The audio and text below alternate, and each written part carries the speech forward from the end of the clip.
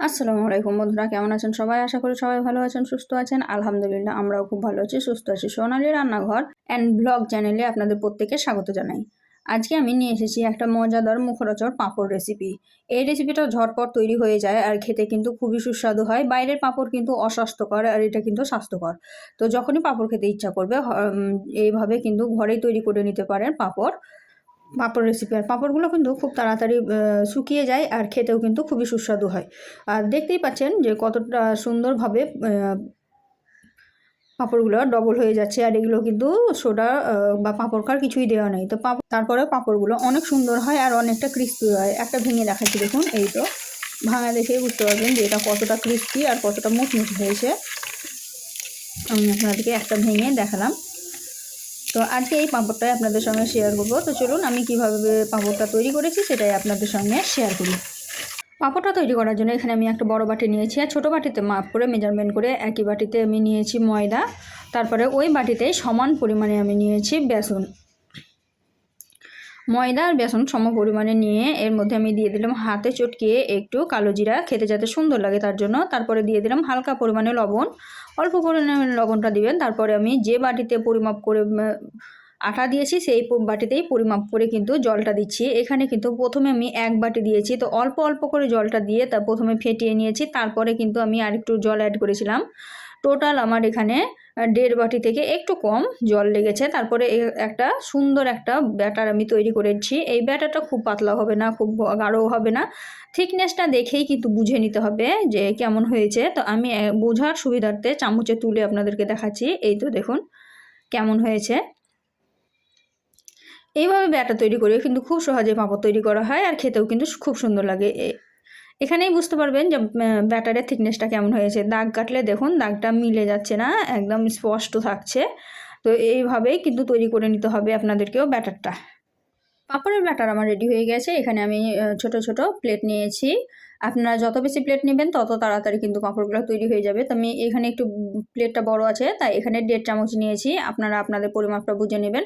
যত পাতলা দিতে পারবেন ততই কিন্তু ক্রিস্পি হবে আর ততই মুচমুচে হবে। পাঁপড়টা খুবই সুন্দর হবে।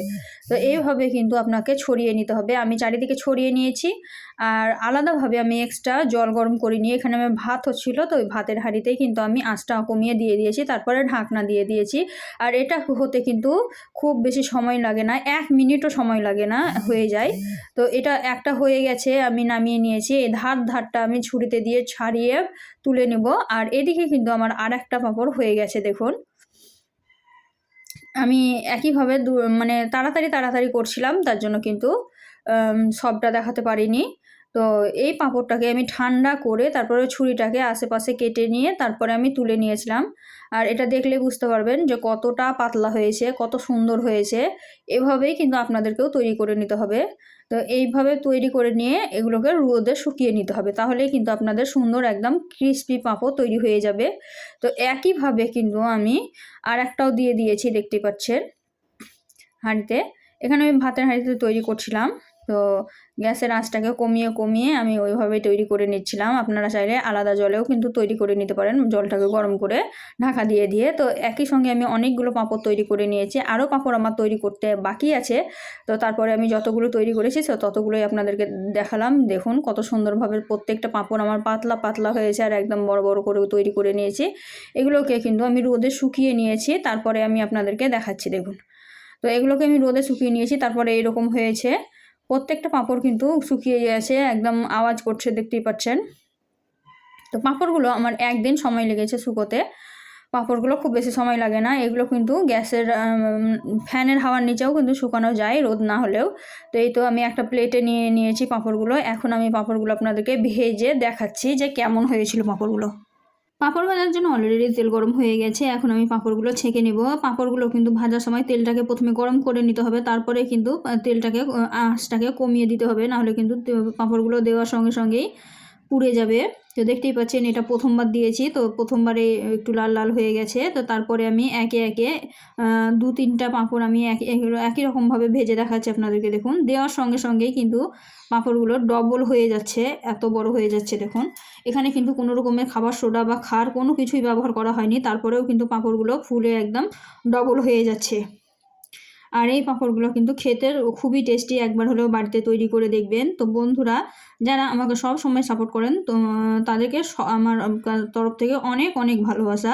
আর যারা প্রথমবার আমার ভিডিওটা দেখছো তারা অবশ্যই একটা লাইক, শেয়ার, কমেন্ট করে আমার চ্যানেলটিকে সাবস্ক্রাইব করে পাশে থেকে যাবার অনুরোধ রইল। তো এই তো একে একে আমি অনেকগুলো পাঁপড় ভেজে দেখালাম আপনাদেরকে। এখানে কিন্তু কোনো রকমের স্পিড করে দেখাইনি, কারণ আমি রিয়েলিটি দেখাতে চেয়েছিলাম তার জন্য। তো দেখতেই পাচ্ছেন 2 বাটি ময়দা আর বেসন দিয়ে কিন্তু কতগুলো পাঁপড় তৈরি হয়েছে। এখানে কিন্তু আমি অল্প পরিমাণে ভেজেছি আর বাকিটা সবটাই রেখে দিয়েছি। তো তারপরেও কত পাঁপড় ভাজা হয়েছে দেখুন, আর কতটা ক্রিস্পি আমি একটা ভেঙে দেখালাম, আবার শুনলে বুঝতে পারবেন যে কতটা ক্রিস্পি হয়েছে।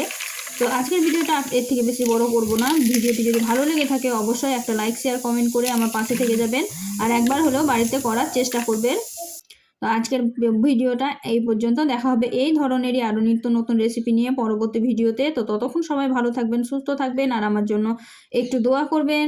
খোদা হাফিজ।